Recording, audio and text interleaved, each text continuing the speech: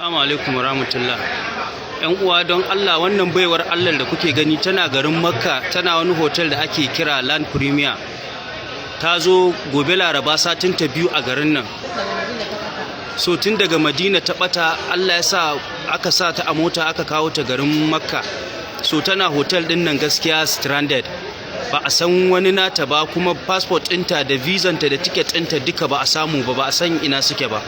So ba a san wani abu da za a iya identifying wani nata ba, ko agent ɗin da ya mata aiki, amma ta ce agent ɗin da ya mata aiki daga Kaduna yake. So don Allah ƴan uwa mi sharing wannan, domin ko Allah zai sa a samu wani nata ko shi agent ɗin da ya mata aiki, domin a san yanda za a yi don Allah ta dawo gida.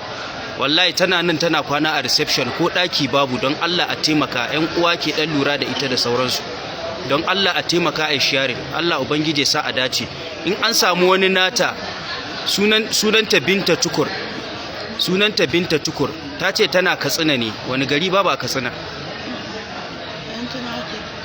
Yan Tumaki. Wai tana Yan Tumaki a Katsina. Dan Musa. Garin Dan Musa tana Yan Tumaki.